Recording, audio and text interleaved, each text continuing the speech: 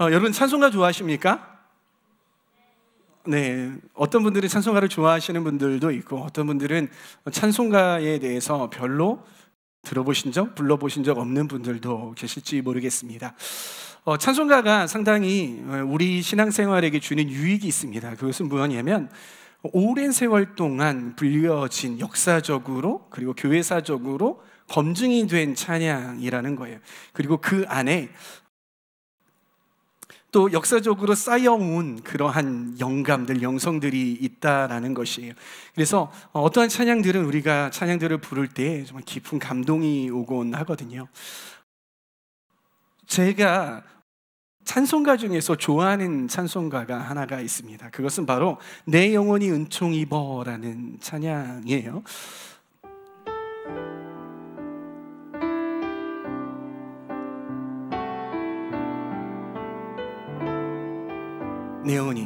내 영혼이 은총 입어 중한 죄짐 벗고 보니 슬픔 많은 이 세상도 천국으로 와도다. 할렐루야 할렐루야 찬양하세. 내 모든 죄 사함 받고 주 예수와 동행하니 그 어디나 하늘나라 주의 얼굴 뵙기 전에 멀리 뵈던 하늘나라 내 맘속에 이루어지니 날로 가깝도다. 할렐루야 찬양하세. 내 모든 죄 사함 받고 주 예수와 동행하니 그 어디나 하늘 높은 산이 거친 들이 조막이나 궁궐이나 내 주 예수 모신 곳이 그 어디나 하늘나라. 할렐루야 찬양하세. 내 모든 죄 사함 받고 예수와 동행하니 그 어디나 하늘나라. 여러분, 이 찬양의 가사 내용이 무엇입니까? 이 찬양의 가사의 뜻이 무엇입니까? 그것은 무엇이냐면 이 세상에 우리가 살 동안에 예수 그리스도와 동행을 한다면, 그리스도인이라면 이 땅에 살 동안에 천국을 누리며 살아갈 수 있다라는 것 아니겠습니까? 성경도 우리에게 말하고 있는 바가 같습니다. 우리가 주 예수와 동행한다면, 우리가 예수 그리스도 안에 있다면 우리는 천국을 누리며 살아갈 수 있다 없다? 있다라는 것이. 여러분, 그렇게 살아가고 계십니까? 이 땅 가운데 살아가시면서 여러분들은 과연 천국을 누리면서 매일 기뻐하며 주님과 함께 동행하며 이 찬양의 가사처럼 할렐루야 찬양하세. 내 모든 죄 사함 받고 주 예수와 동행하니 그 어디나 하늘나라. 매일 여러분들의 삶 가운데에서 할렐루야를 외치며 어떠한 상황과 어떠한 핍박과 어떠한 삶의 고민들과 아픔들이 다가올지라도 찬양하며 기뻐하며 살아가고 계십니까? 여러분들의 삶의 모든 고통과 아픔과 그 고민들이, 번민들이 사라지고 예수 그리스도만 바라보며 살고 계시냐는 것입니다. 우리의 현실은요, 하나님을 믿으면서도 천국의 삶을 경험하고 그렇게 기뻐하기보다 실패와 절망의 삶, 고민과 번뇌, 그리고 절망의 삶을 살아가고 있는 것, 그것이 우리 내의 삶, 그리고 특별히 청년의 삶이 아닌가 싶습니다. 여러분, 우리는 하나님의 은혜를 입고 하나님의 자녀가 되었습니다. 그리고 성경과 설교, 그리고 이 가르침을 통해서 우리가 하나님의 법이 무엇인지, 하나님의 뜻이 무엇인지 우리는 다 알고 있습니다. 그리고 우리는 어떻게 사는 것이 예수 그리스도의 제자로 사는 것인지, 하나님의 뜻대로 살아가는 것인지 압니까? 모릅니까? 다 알고 있다라는 거예요. 그리고 내 안의 열정, 내 안의 열망은 무엇입니까? 하나님의 자녀로서 하나님의 말씀대로 의롭게 살려고 하는 것이 나의 열망이고 나의 하나님을 향한 열정, 나의 진심이라는 것이. 그런데 여러분, 아이러니한 것은 무엇이냐면, 내 안에 그러한 열망이 커지면 커질수록, 내가 하나님의 뜻대로 살아가야겠다라는 그런 열망이 커지면 커질수록 의외의 경험을 한다는 것이, 그 의외의 경험이 무엇입니까, 여러분? 그것은 내가 아무리 노력해봐도 나는 성경이 말하고 있는 거룩한 삶, 신실한 삶을 살아가지 못하는구나. 나는 그럴 수 있는 사람이 아니구나. 내 안에는 그러한 힘이 없구나. 그래서 절망하는 것. 그것이 우리 내의 모습 아니겠습니까? 나는 안 되나 보다.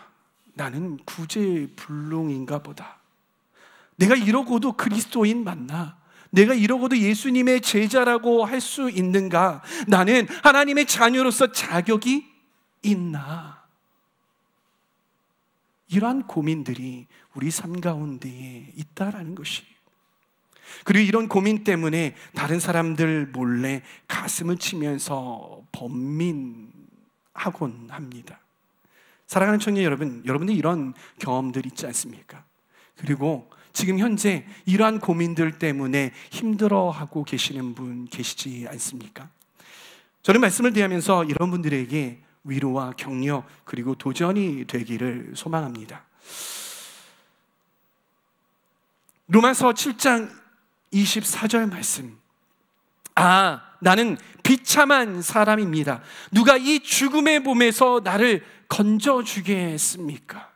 다시요. 나는 비참한 사람입니다.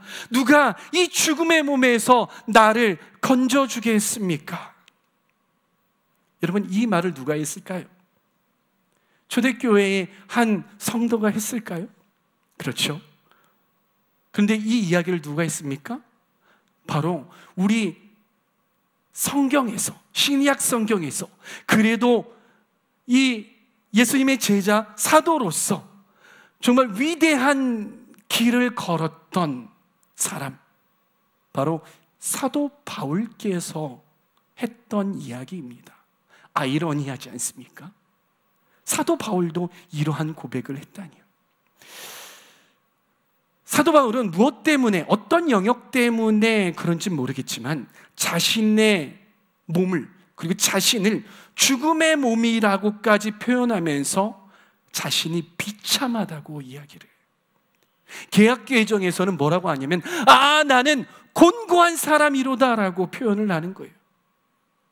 답답한 거죠. 가슴을 치는 거죠. 어쩔 줄 모르는 거예요. 여러분, 사도 바울이 왜 탄식했을까요? 왜 탄식했을까요? 사도 바울이 왜 가슴을 치면서 나는 비참한 사람이다, 나는 곤고한 사람이다, 나의 삶은 정말 사망의 몸이다, 죽음의 몸이다 라고까지 표현하면서 왜 이러한 이야기를 했을까요? 그것은요, 하나님의 법으로 표현이 되는 생명의 성령의 법과, 그리고 육신의 법으로 표현이 되는 죄와 사망의 법이 밖에서가 아니라 하나님을 따르려고, 하나님 뜻대로 살아가려고 하는 내 마음 가운데에 같이 공존해 있으면서 부딪히기 때문에 그런 것이죠. 그런데 이 두 가지에 대조되는 법이 그냥 충돌하는데, 충돌해서 결론이 하나님의 법이 늘 승리하면 너무나도 좋겠는데 그러지 못하는 거예요. 나의 삶 가운데 하나님의 법과 사망의 법이 부딪혀서 자꾸 사망의 법이 이기는 겁니다. 이 사망의 법이 나의 삶을 마치 이 쇠사슬을 감아서 끌고 가듯이 그렇게 나를 끌고 가고 있는 것, 그 모습을 사도 바울이 본 거예요. 자신의 내면을 본 거예요. 그걸 보면서 탄식하는 겁니다. 나의 몸은 사망의 몸이다. 나는 비참한 사람이다. 나는 내 스스로가 어쩔 수 없는 그런 사람이다. 아, 곤고한 사람. 이렇게 가슴을 치면서 탄식하고 있는 거죠. 번뇌하고 있는 것이에요. 그래서 나의 몸을 죄와 사망의 법이라고까지 말하는 거예요. 사도 바울도요, 우리들처럼 하나님의 뜻대로, 하나님의 법대로 그렇게 살고 싶지만, 내 안에서 정말 하나님의 법을 따르면서 살고 싶지만 그러지 못하는, 인간으로서 느끼는 그 한계를 느끼고 이렇게 탄식을 했다라는 거예요. 위로와 격려가 되지 않습니까? 아, 사도 바울도 그렇게 탄식했구나, 그렇게 번민하셨구나, 그렇게 고통스러워하셨구나. 근데 여러분들이 이런 번민 가운데 빠질 때 어떻습니까? 어떻게 반응하시나요? 이런 고민 가운데에 빠질 때, 아, 나는 어쩔 수 없는 사람인가? 이러한 생각에 빠질 때 여러분 어떻게 반응하십니까? 되게 정말 많은 청년들이, 의외로 정말 많은 수의 청년들이 어떻게 반응을 하냐면 시선을 나에게 맞춥니다. 시선을 나에게 향해요. 그러면서 자기 자신을 자책하기 시작합니다. 나는 왜 이럴까? 나는 왜 이 모양 이 꼴일까? 난 이거밖에 안 되는 사람일까? 난 그리스도인으로서 자격이 없는 사람일까? 다른 사람은 정말 하나님의 뜻대로 잘 사는 것 같은데 나는 왜 그러지? 왜 이 모양 이 꼴이지? 그러면서 거룩한 삶, 신실한 삶을 살아가는 것을 포기하고, 그래서 마치 좀비처럼 나는 교회는 다니고 있지만 나의 일상생활은 죽은 자처럼 그렇게 살아가고 있는 청년들이 의외로 많다라는 것입니다. 사랑하는 청년 여러분, 이렇게 우리가 번민하게 되는 이유, 이렇게 고통스러워하게 되는 이유, 이렇게 절망하게 되는 이유가 무엇일까요? 이렇게 나를 자책하게 되는 이유, 나를 스스로 정죄하게 되는 이유가 무엇일까요? 그것은요, 크게 두 가지로 나누어 볼 수 있습니다. 첫 번째는 무엇이냐면요, 우리가 사탄에게 학습되어 있기 때문인 것이에요. 사탄은 우리에게 뭐라고 말하는지 아십니까? 사탄은요, 이 세상의 중심이 바로 너야 라고 이야기하는 거예요. 이 세상은 너를 중심으로 돌아가고 있어 라고 이야기를 하는 거예요. 그래서 뭐라고 이야기하냐면, 야, 너 스스로의 목소리를 잘 들어봐. 너에게 집중해봐. 너의 욕구가 가장 중요해. 너가 가장 중요해. 너의 마음이 가장 중요하지. 너의 의도가 가장 중요하지. 이렇게 우리에게 말합니다. 또한 그 모든 인생의 문제를 해결할 수 있는 능력이 바로 너에게 있어. 너는 그렇게 강한 사람이야. 넌 그렇게 괜찮은 사람이야. 넌 그렇게 완벽한 사람이야. 넌 할 수 있어 라고 이야기를 합니다. 두 번째 이유, 우리가 이렇게 절망하게 되는 두 번째 이유는 무엇이냐면, 우리가 스스로 우리가 스스로 독립적이기를 원하는 죄성 때문인 것이에요. 이 말은 무엇이냐면요, 나는 누군가를 섬기기 위해서 태어난 존재가 아니야 라고 그렇게 생각을 해요. 나는 누군가를 섬기기 위해서 태어난 존재가 아니야, 나는 그렇게 되고 싶지 않아 라는 우리의 마음, 우리의 죄성 때문이라는 거예요. 여러분들에게 물어봅시다. 여러분들이 이 땅 가운데 나왔어요. 여러분들은 누군가를 섬기고 누군가를 서포트하기 위해서 태어났습니다. 그럴 때 스스로가 동의가 되지 않는 거예요. 왜? 나도 소중한 사람인데? 다른 사람이 나를 위해서 섬길 수도 있잖아. 근데 왜 내가 다른 존재를 섬겨야 되는 건데? 이러한 마음들이 우리 내면 깊숙이 자리 잡고 있다는 거예요. 내가 독립적이기를 원해요.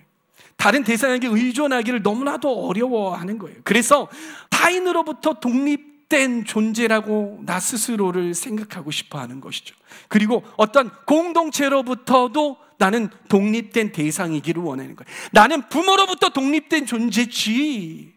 그리고 더 근본적으로 더 그 마음의 심연에는 어떤 마음이 있냐면, 나는 어떠한 신으로부터도 독립된 존재야. 하나님으로부터 나는 독립할 거야 라는 그러한 마음이 우리 가운데에 자리 잡고 있기 때문에 라는 것이, 이 두 가지가 함께 만나잖아요.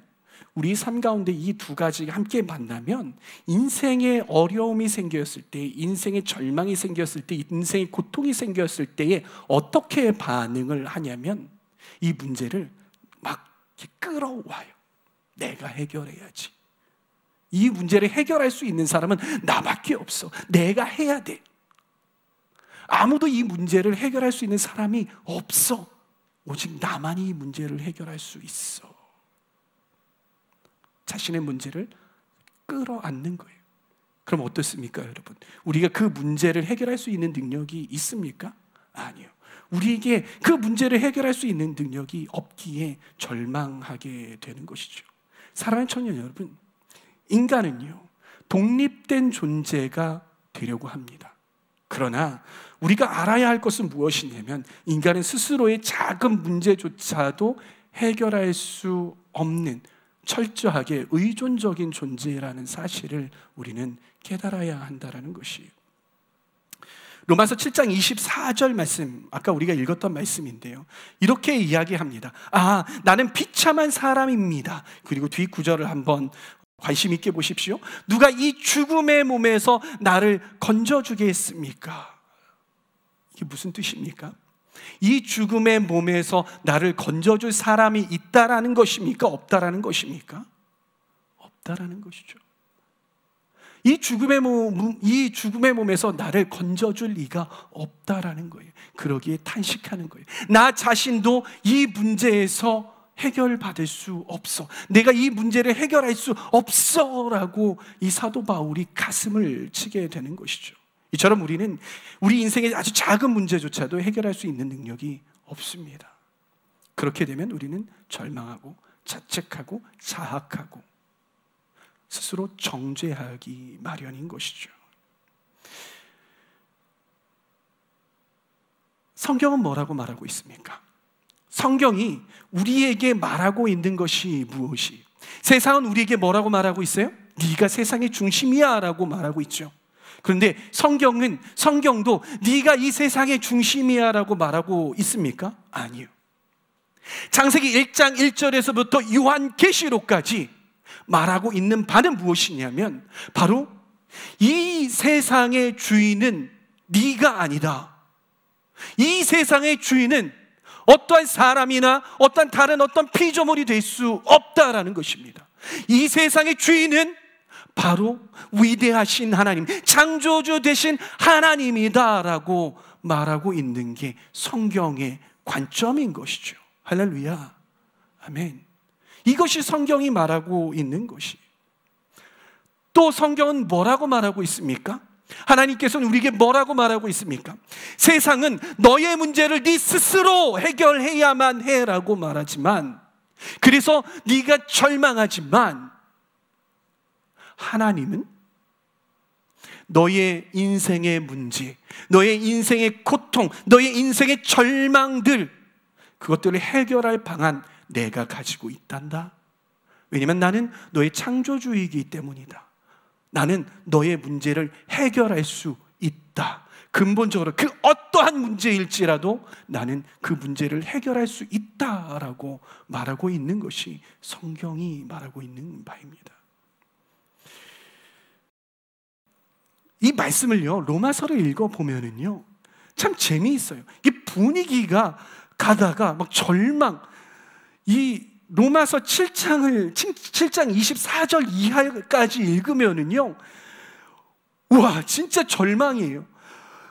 어떻게 인간이 이렇게 절망적인 존재일까라는 그런 마음에 성경을 막 덮고 싶은 그런 마음이 막 올라온단 말이에요. 그런데 이 24절 이후로 분위기가 한순간에 뒤바뀌어 버려요. 한순간에. 로마서 말씀을 여러분 다 읽어보셨죠? 예, 그래서 끄덕이는 거죠. 그렇지, 로마서 말씀 내가 읽어볼 때마다 이 분위기가 확 바뀌는 거 나도 느꼈어. 그러니까 여러분들이 고개를 끄덕이시는 거잖아요. 할렐루야, 아멘. 주님, 청년들 말씀 많이 읽게 해주십시오. 어떤 분위기가 바뀌냐면 이 절망적인 분위기에서 소망의 분위기, 희망의 분위기로 이 24절 이후로 확 바뀌어버려요. 그러면서 막 그 클라이막스를 치는 게 로마서 8장 막 치는 거예요. 그래서 이 신학자들이 뭐라고 하냐면요, 이 성경 중에 한 장을 남겨야 한다면 로마서 8장을 남기겠다라고 말하고 있는 신학자들이 참 많아요. 그만큼 로마서 8장은요 상당히 귀중한 말씀이에요. 무엇 때문에 이 사도 바울이 말하고 있는 이 필체, 이 분위기가 확 바뀌냐면요, 함께 보십시다. 무엇 때문에 바뀌냐면요, 딱 한 가지 때문에 바뀌어요. 그 한 가지가 무엇이냐면 사도 바울의 관점 때문에 바뀌어요. 이전에는 사도 바울의 관점이 누구에게 향해 있냐면 나에게 향해 있어요. 세상이 심어주는 것처럼, 세상이 말하는 것처럼, 이 세상이 우리에게 미혹하는 것처럼 이 사도 바울 스스로에게 관점이 향해 있어요. 그러니까 막 절망을 이야기해요. 나는 어쩔 수 없는 사람이구나라는 그런 절망, 나는 곤고한 사람이로다라는 절망. 그런데 이 관점이 24절에 확 바뀌어서 다른 존재를 향해 합니다. 로마서 7장 25절 말씀 함께 읽습니다. 우리 주 예수 그리스도를 통하여 나를 건져주신 하나님께 감사를 드립니다. 이렇게 이야기하고 있는 거예요. 그 전 구절 한번 보여주세요. 그 전 구절에서 뭐라고 말합니까? 24절에서 나는 비참한 사람입니다. 누가 이 죽음의 몸에서 나를 건져주겠습니까? 막 탄식을 하는데 조울증이신가? 그 다음 구절 보세요. 다음 구절에서 뭐라고 하냐면 그 전에서 우리 주 예수 그리스도를 통하여서 나를 건져주신 하나님께 감사를 드립니다. 한 구절 사이에 확 바뀌어버리는 거예요. 여러분 느끼세요? 느끼세요? 갑자기 감사를 드립니다 이런 거예요. 무엇 때문입니까? 이 관점이 나를 향하였다가 갑자기 누구에게 향합니까? 바로 주 예수 그리스도를 통하여 나를 건져주신 하나님께 감사를 드립니다. 예수 그리스도의 관점이 확 바뀌어 버리는 거예요.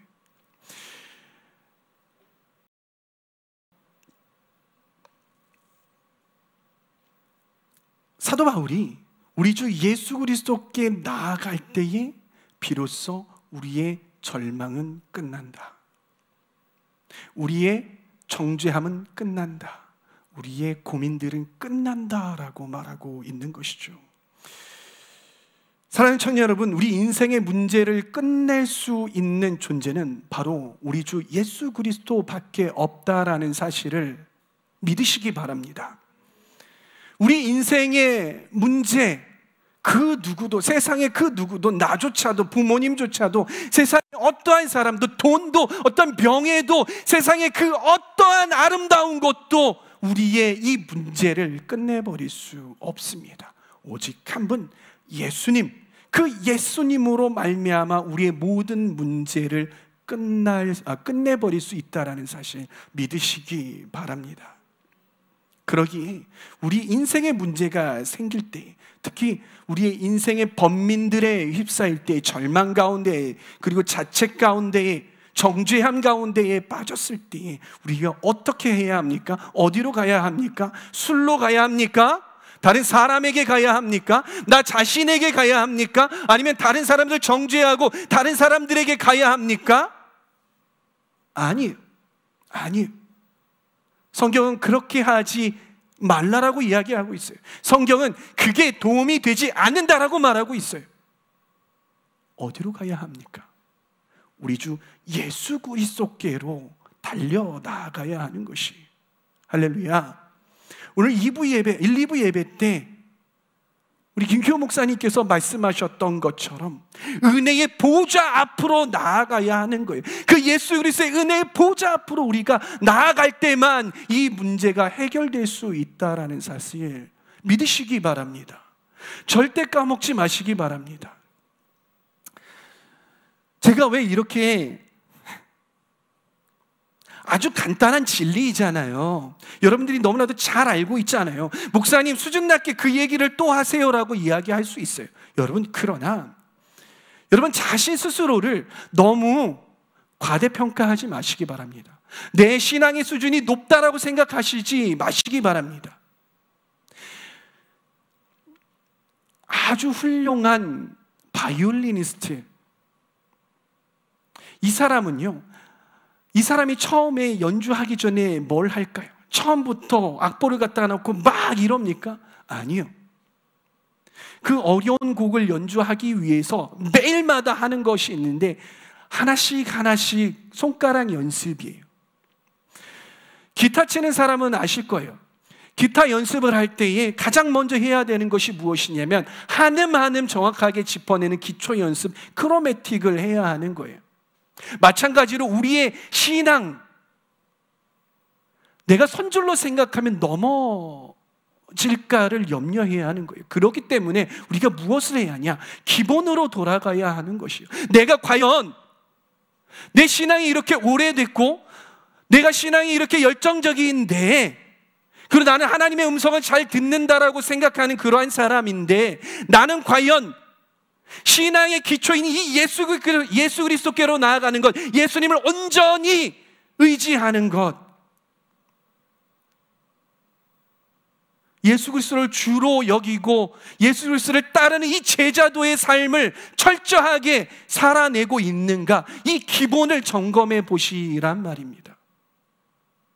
점검해 보면 정말 나는 선줄로 아는데 넘어져 있을 때가, 기본이 정말 안 돼 있을 때가 얼마나 많은지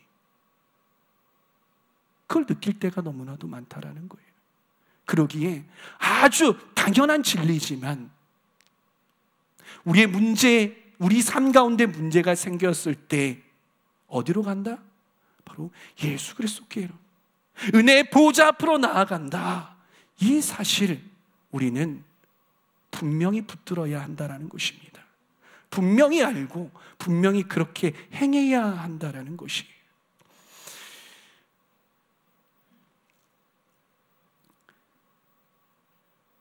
예수님께서 뭐라고 말씀하십니까?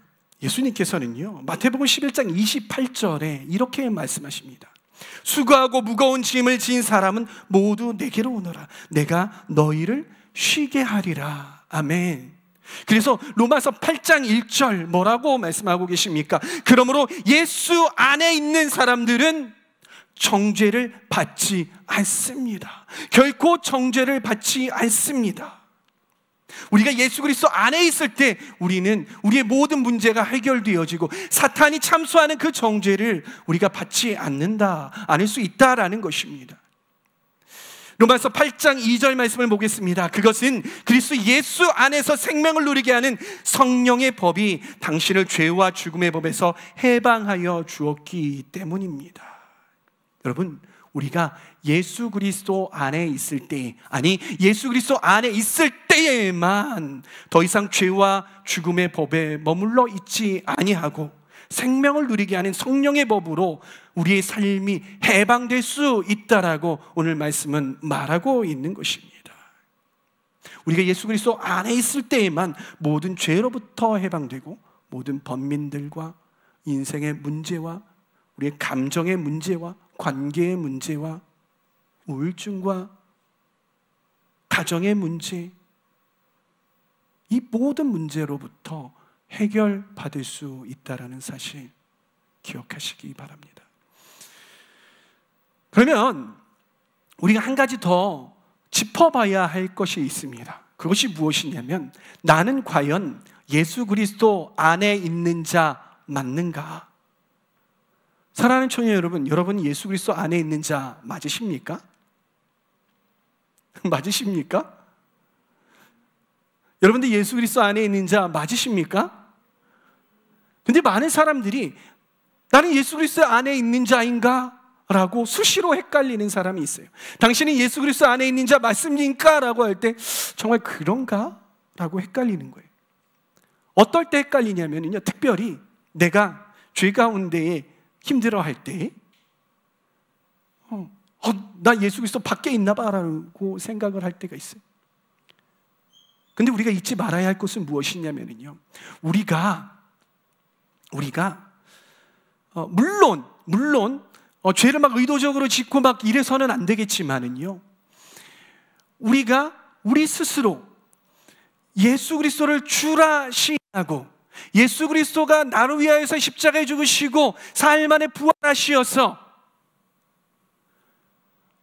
하나님 나라에 가시어서 내가 있을 처소를 마련하시러 올라가셨다라는 그 사실, 그리고 우리에게 성령을 주셨다라는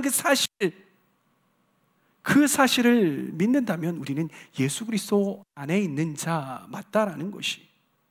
그런데 우리가 자꾸 헷갈려요. 우리의 기분에 따라, 우리의 신앙적인 어떤 상태에 따라 나는 하나님 아버지의 자녀라는 사실이 흔들려 버리는 거예요. 그러면서 정죄함에 빠지고 그러면서 힘들어한다라는 거예요. 내가 하나님 앞에 죄를 지었어도 회개하고 나아가면 하나님께서 다시 안아주시잖아요. 내가 제 아들 시온이 한결이가 저한테 잘못했어요. 그렇다고 해서 이 자녀들이 제 아들이 아닙니까? 제 자녀 맞잖아요. 근데 이 자녀들은 아빠가 나를 안 받아주고 나를 버리면 어떡하지라는 그러한 생각에 빠진다라는 거예요. 제가 어렸을 때, 시온이보다 조금 더 컸을 때였어요. 며칠 동안요, 밥도 제대로 못하고 깊은 번민에 빠졌을 때가 있었어요. 8살, 9살짜리가 번민에 빠지면 얼마나 깊은 번민에 빠지겠습니까? 그런데 진짜 밥도 못 먹을 정도로 그렇게 번민에 빠졌던 때가 있습니다. 이유는 저희 아랫집 아저씨 때문이었어요.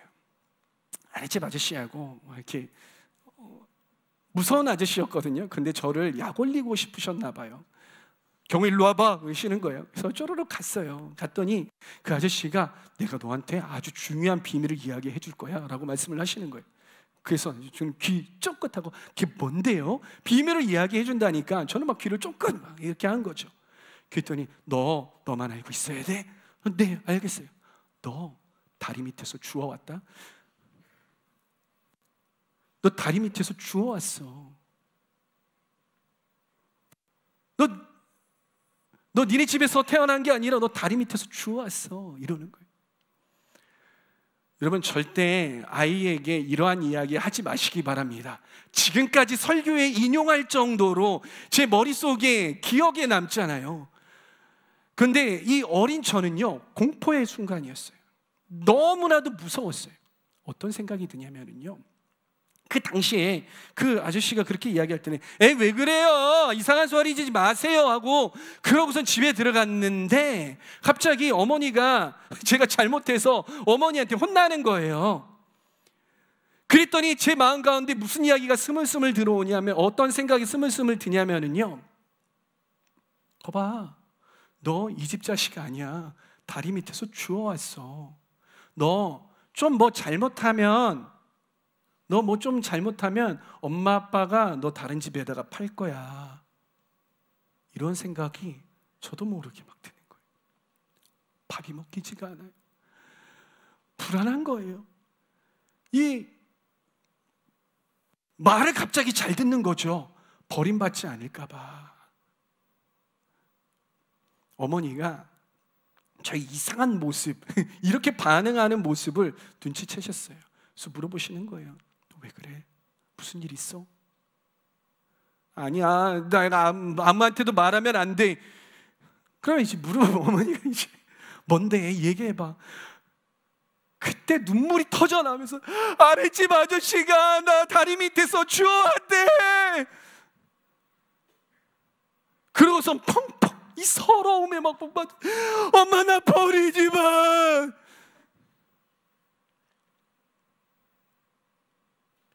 저를 안아주시면서 내가 너를 버리기 왜 버려? 너 다리 밑에서 주워온 거 아니야 하면서 제 출생신고서를 보여주시는 거예요. 봐봐, 1904년 17일 어디 부모 누구 있잖아. 너 내 자식 맞아. 흔들리지 마 라고 말씀을 해주시는 거죠. 그 다음부터 그 문제가 해결이 되었어요. 얼마나 평안이 임하든지 그 다음부터 아저씨가 너 다리 밑에서 주워온 거 알지? 하고 할 때마다 아니거든요. 절대 저는 흔들리지 않거든요. 아저씨 거짓말하지 마세요. 엄마가 보여줬거든요. 출생신고선. 거짓말하고 있어요. 아저씨가 안 놓을 거예요. 저한테 앞으로 말 걸지 마세요. 이렇게 되는 거예요. 정말 우스꽝스러운 이야기를 제가 하지만은요, 우리들이 그렇다라는 거예요. 여러분, 우리들이 그렇다라는 거예요. 이 아랫집 아저씨와 같은 속삭임, 사탄이 계속해서 우리에게 속삭이는 거죠. 창문 너머로 속삭이는 거예요. 야, 너 주워왔어. 야, 너 뭐 잘못하면 하나님이 너 버릴 거야. 야, 너 그러고도 어떻게 그리스도인이라고 할 수 있어? 너 그리스도야 아니야. 야, 네가 무슨 자격이 있어? 너 자격 없어. 너 아니야. 너 안 돼.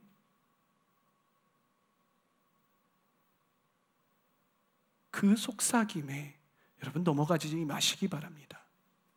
여러분, 누가 뭐래도 하나님의 자녀이심을 기억하시기 바랍니다. 하나님의 자녀라는 것 굳건히 하시기 바랍니다. 더 이상 이 수준에서 흔들리는 그런 청년이 없기를 소망합니다. 아멘. 사랑하는 청년분, 이럴 때 우리는요, 미혹의 말에 넘어가시면 안 되는 거예요. 우리는 진리를 붙들어야 돼요. 진리가 무엇입니까? 이것이 진리입니다. 말씀 보여주시죠. 로마서 8장 37절에서 39절 말씀. 앞에 8장 그런 이야기를 하잖아요. 그렇죠? 그리고 로마서 8장의 맨 마지막을 사도 바울이 뭐라고 장식하냐면요, 함께 있습니다. 그러나 우리는 이 모든 일에서 우리를 사랑하여 주신 그분을 힘입어서 이기고도 남습니다. 나는 확신합니다. 죽음도 삶도 천사들도 권세자들도 현재일도 장래일도 능력도 높음도 깊음도 그 밖에 어떤 피조물도 우리를 우리 주 예수 그리스도 안에 있는 하나님의 사랑에서 끊을 수 없습니다. 할렐루야. 이것이 진리라는 것이에요. 여러분, 흔들리지 마시기 바랍니다. 어떠한 상황이 다가올지라도 그 무엇이 여러분들을 하나님의 사랑에서 끊으려고 할 때에도 흔들리지 마시고 우리 주 예수 그리스도를 붙드시기 바랍니다. 그럴 때 우리는 비로소 천국의 삶을 살아갈 수 있는 것입니다. 사랑하는 청년 여러분, 우리가 절망에서 벗어나 천국의 삶을 살기 위해서는 첫째, 나에 대한 집착을 내려놓으셔야 합니다. 내 삶의 문제와 아픔들과 고민들, 우리 자신이 해결할 수 있는 능력이 없다라는 사실, 나는 그런 존재가 아니다라는 사실, 나는 어떠한 창조주고 전능한 사람이 아니라 나는 하나님의 손에 창조된 피조물이다라는 사실, 그러기에 나는 하나님을 의지해야 하는 그러한 사람이다라는 사실을 기억하시기 바랍니다. 그리고 둘째, 진리를 붙드시기 바랍니다. 그 진리가 무엇입니까?